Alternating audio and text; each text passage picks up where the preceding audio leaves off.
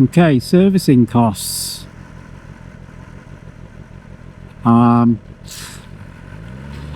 I think the first servicing costs about £200 or I mean something. No, I can't remember, to be honest. Offhand, it's pretty much the norm for a bike.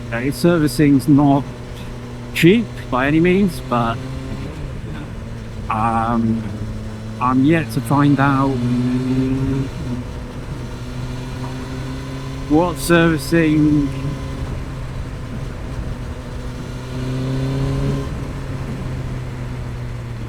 price is going to be. Literally picked up first thing this morning. I switched on and that popped the servicing. Go through here. Thank you. Yeah, so I'll find out very shortly. If this video isn't put together by then, I'll post in there exactly how much it did cost me. I will be going back to Lynn Motors in Wellington State. They've always done a great job. Like I said, I had my M1000R there, and they've always been great to work with. Very efficient, always helpful. Going that a little bit further with, well, one, the sales, and two, any aftermarket parts. I'll go over these what I put on this later on when I do the walk around. They were very helpful, especially when you're trying to fit things yourself. You're not quite sure of the torque up for bolts here and there.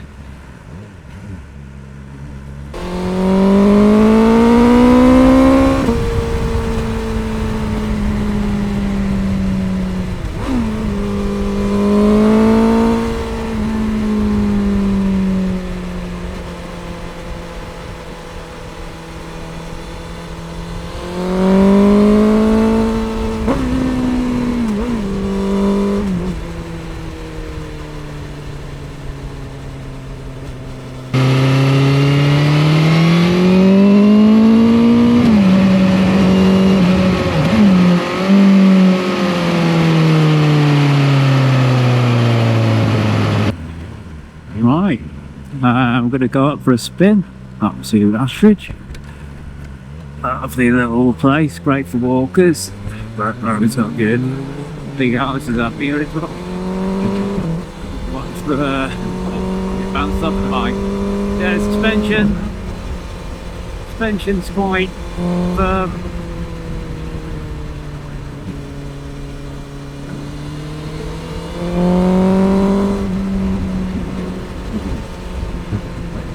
Oh, and tractors. We'll have to watch out for those.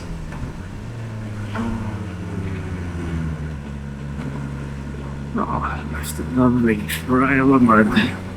Yeah, right.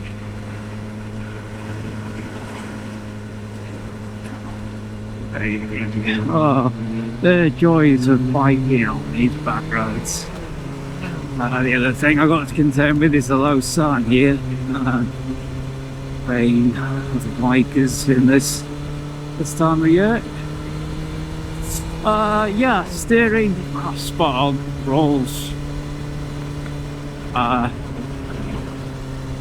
with the corners. You point it, it'll go.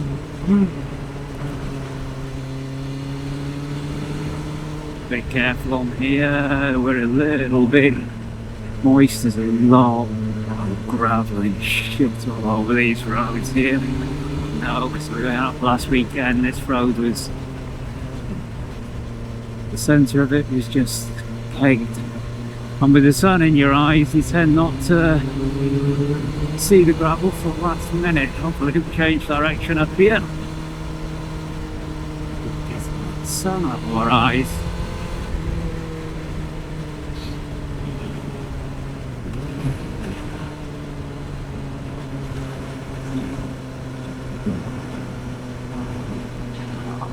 Lovely day for a ride. Oh, yeah.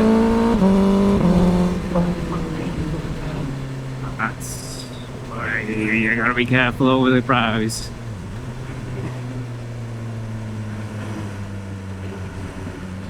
There we go. So smooth in the 30s. It's a pleasure to ride. Buzzing on the bars, a few people mentioned it does affect them, makes the hand go to sleep. I used to get all the time. I can't wear really thick winter gloves, although these are thicker than my normal ones, because I used to get, I think some people have referred to it as tuning fork hand. Your hand goes to sleep because of the vibrations. I haven't been affected too much.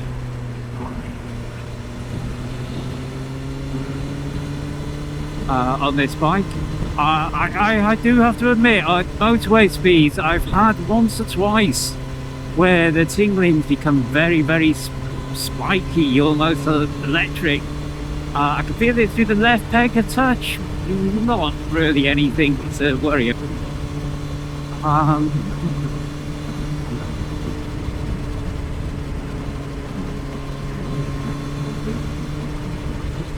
Maybe I'd say the hand did feel it mostly.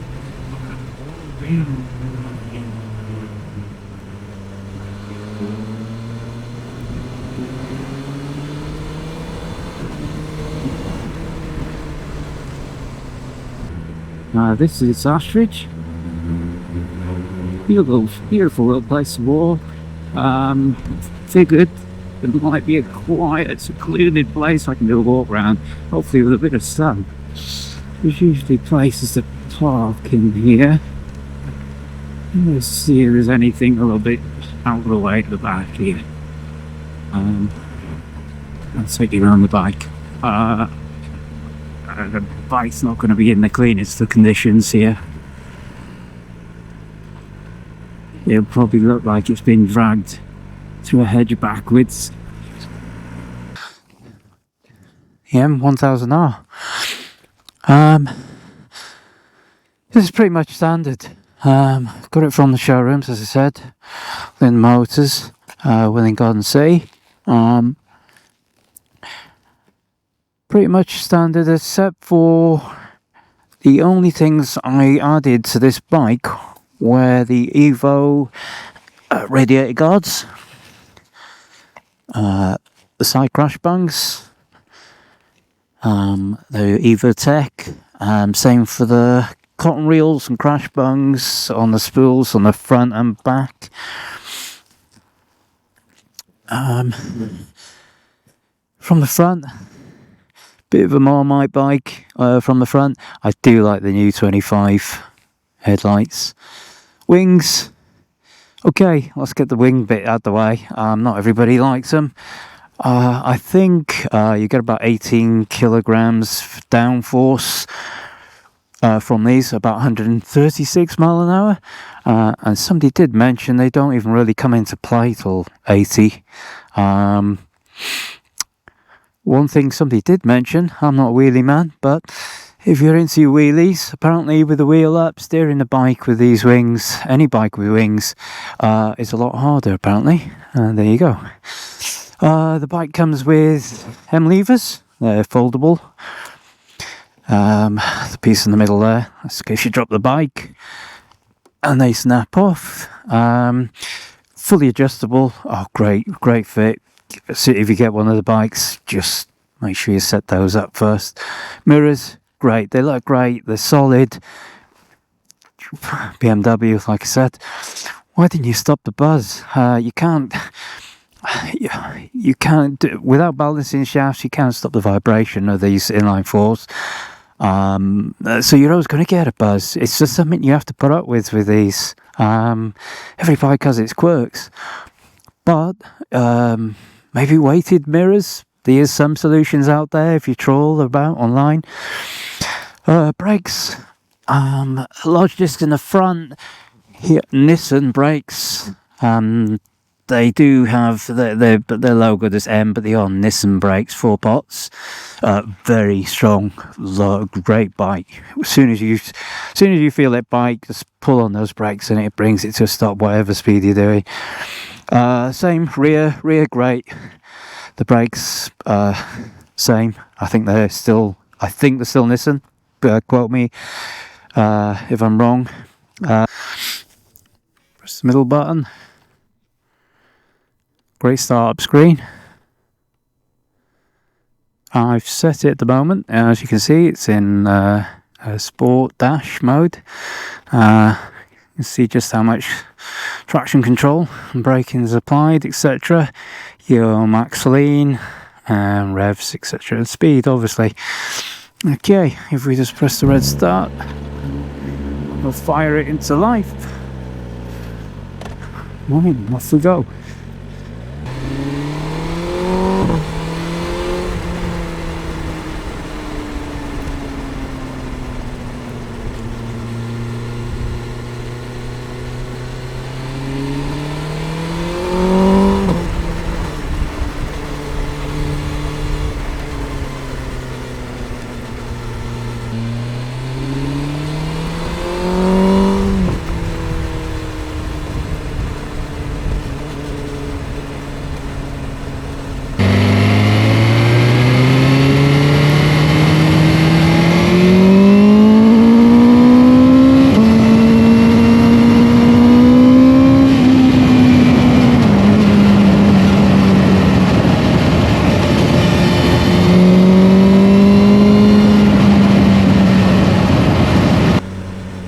Right, who would buy this sort of bike? Or me, for one. I would think, as many do, the M1000R Sport variant, probably the great all-round road bike, and for 90% of the time, you'd be fine with that bike. Maybe slightly down on power, was 165, I think there's about 170, the new version looks great as well. This bike, if you're after the M badge, not so much for, maybe some would think for the bragging rights, not so much for that. It's just a phenomenal bike. The power, there's a difference. We've got many 200 plus nakeds now. But are they usable? No. This, yes, definitely, without question. I would, all day long, take this out, B-road blast. You can enjoy yourself. This is the other thing with this bike. You can enjoy yourselves at moderate speeds on the B-roads, as you can with most bikes. You can terrify yourself if you want to, knowing that you have got all the bells and whistles around you to... Bells and whistles the wrong word. It is a safety net, and they are safety, you know, the safety devices, functionality such as ABS.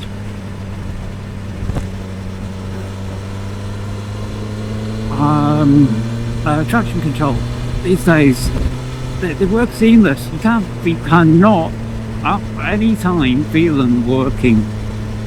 ABS, okay, if you went silly on the slimy roads and jammed the brakes on, yeah, you'd feel it, but again, that's just stopping yourself from being an idiot. They're there to help you, and they do not interfere or detract from the riding experience at all. And this, it has so many. Do you use them all? Safety features, yes, okay, they're on, and that's it. You can switch them all off. I personally wouldn't switch them off. You never know what's around the corner. And with 207 hub brake horse, you do need them on so that you can allow you to play with the power of this bike on the road and enjoy the bike safely. Whoa! As you just seen there, the diesel. Oh, timing, eh? Yeah, bit of diesel on the road, fans pulling out. A usual road ride in Blighty. Yeah, that wasn't good, guys. There's only so much you can get away with. Obviously diesel stuff. These systems will help within reason. When you come around a tight, slippy, cold roundabout like that, and you get diesel roundabout, the light's gonna go, send you wide. I don't have to tell you that. But yeah, always handy. Always good to have them sitting in the background, flicking over. You never know when you'll need them. Hopefully not. One of the other reasons for me personally getting this bike was I'd like to do some more training.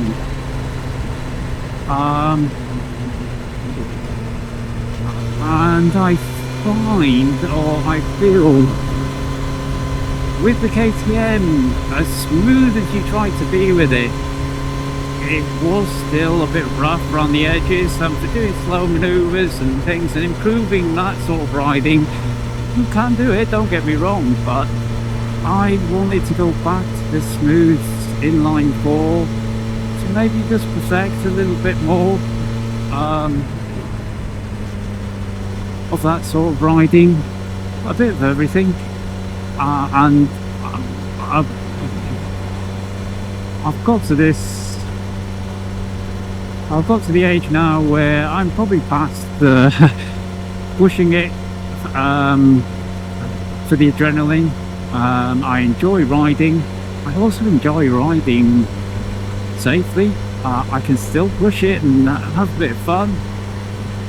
Nowadays, I don't do so much of the bonker stuff.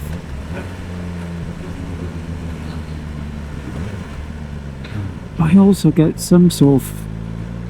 Oh, okay, I'll go. I get some sort of pleasure out of being able to ride right or improve my riding. I'm not perfect, and as we all know, you never ever stop learning. When you think you stop learning riding on a bike, then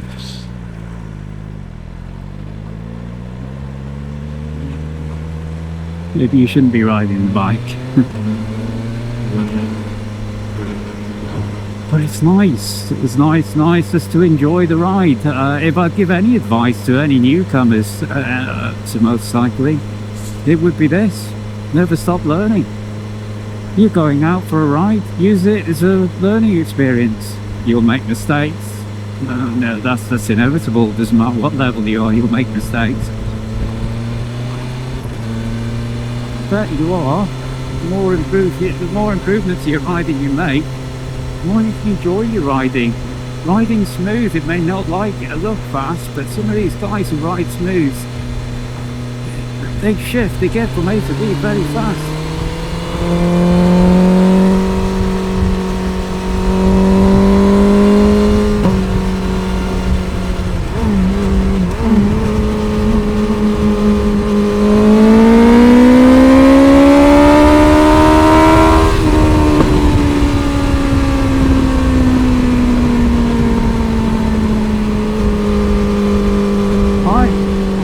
On the next one, probably gonna go all in. What she is?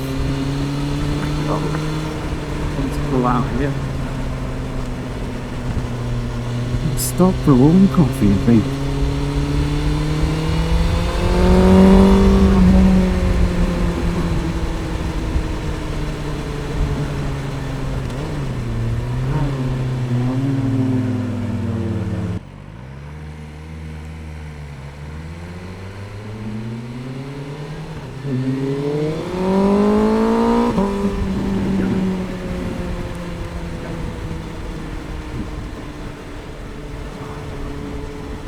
Right,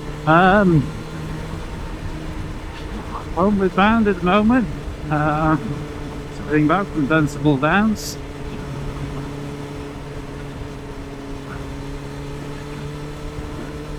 Traffic wasn't great today, and weather's okay.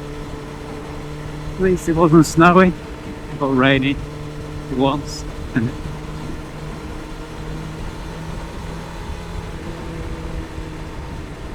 If there's anything else you want to know about the M1000R, just ping me a message. I'll try and answer what I can.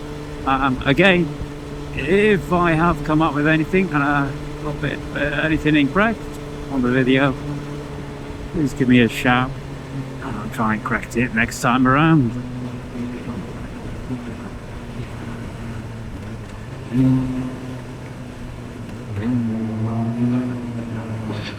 I certainly didn't think there was this many people out on a Friday daytime. Right, that's okay.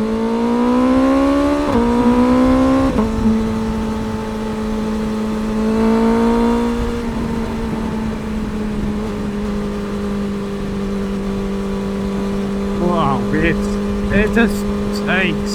There's nothing. You just roll the throttle. Just wait, go. It's just got more and more and more. Coming in at 30. Brake. And yeah, brakes the brake.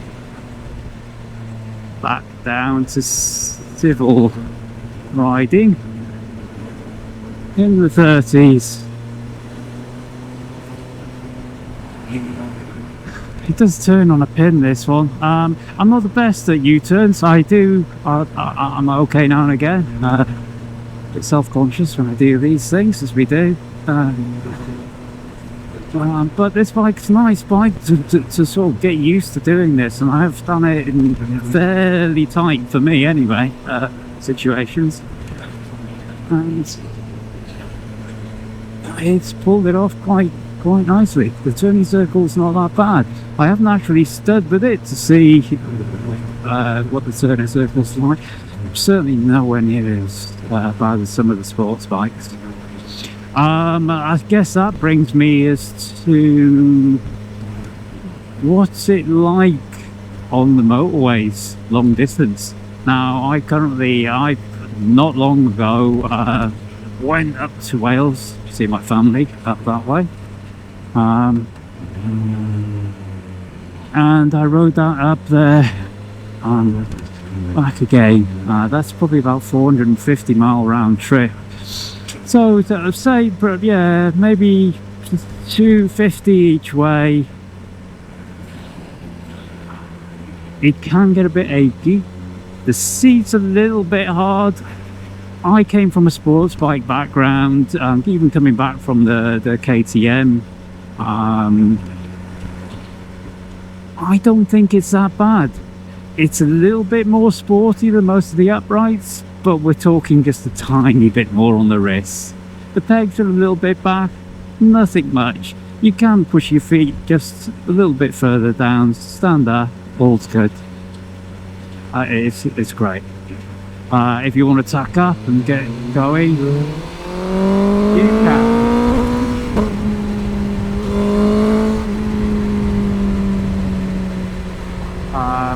Racetrack, great.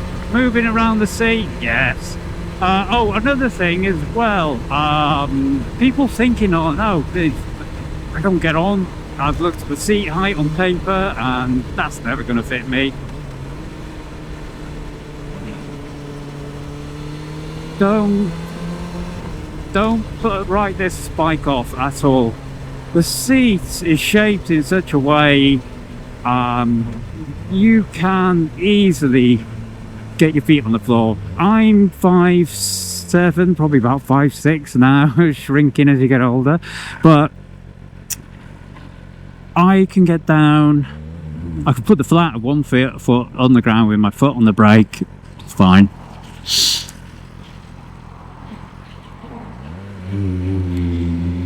If I put my 2 feet down, sit on the front of the seat, put my 2 feet down, I'm comfortably on a good part of the front, the balls of my feet, steady. I can actually move this bike backwards if I need to, put my feet down and waddle backwards and get the bike back. On the KTM I couldn't, that was high. You probably feel it's probably about the same height, it's probably about 830, something like that. That I couldn't do. I could not be able to push it. I'd have to get off the bike and literally move it back.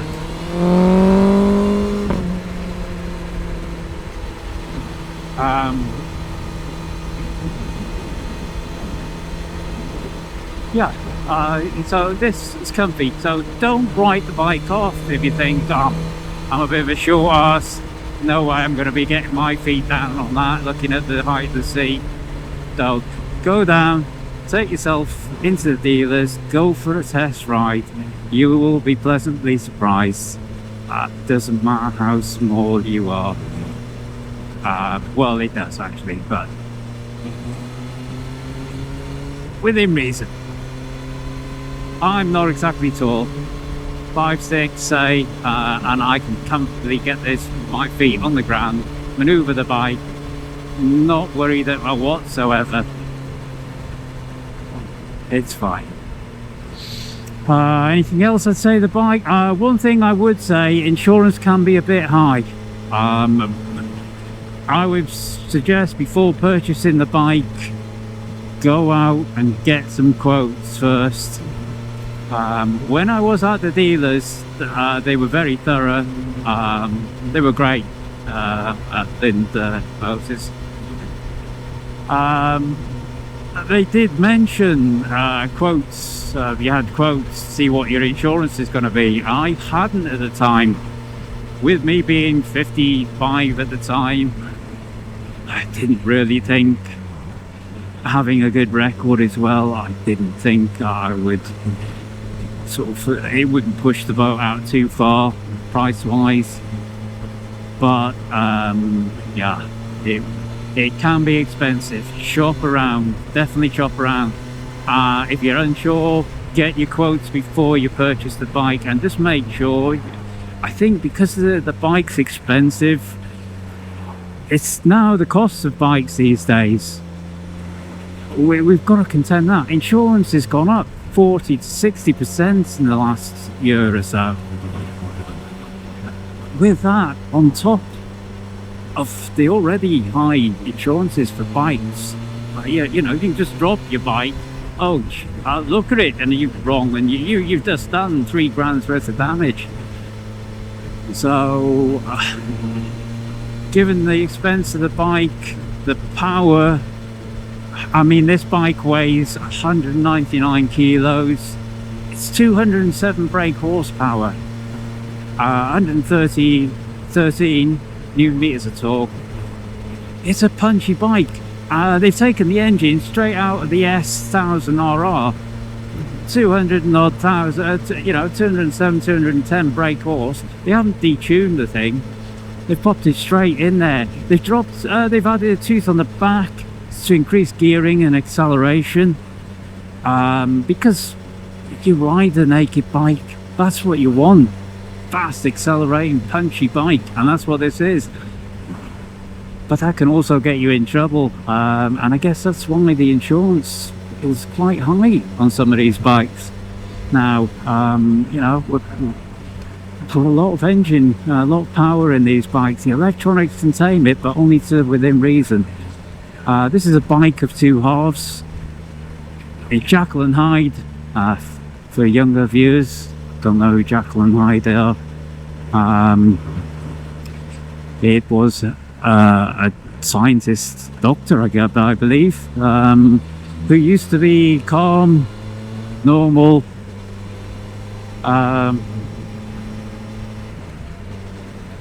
until he got angry.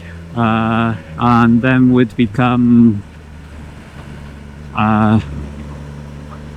was it Mr. Hyde? The angry, horrible one anyway, and he would go from being a normal person to a psychotic, mad scientist type person. That's his bike. It's like riding Bambi. around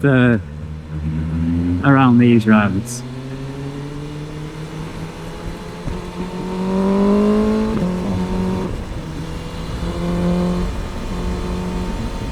As soon as you open it up and want it to go,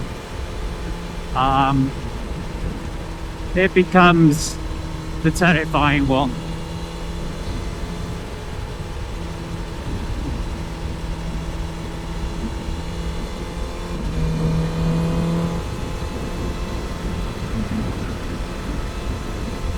I've done a fair amount of miles on this. I'm not a big mile person. I've done long trips. The once to Wales. On coming back, I stopped probably 3 times coming back, but I was aching quite a lot when I got back. I should have stopped a few more times. Bear in mind, I do have back problems, suffer with ankylosing spondylitis, mildly luckily, but it does have an effect on me. So there'll be quite a few of you out there who'll just be able to ride this a lot longer with less stops.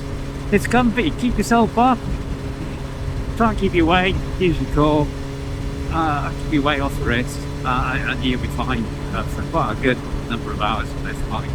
I think I have before gone the road, I think it's about 2.5 hours or something straight. A little bit stiff, it wasn't overly, it wasn't painful, not like the sports bike days where you get off still hunched over in the sports bike position, trying to ease off the joints. Okay, on the last trek back home, don't forget, give a like and a subscribe and hit the notification bell if you want to get notifications when I put the next one out. All your likes and subscribes help the channel, also gives me supports me in making more content like this for yourselves. I'm picking up my game. So, from me, over and out. Take care, ride safe. Bye.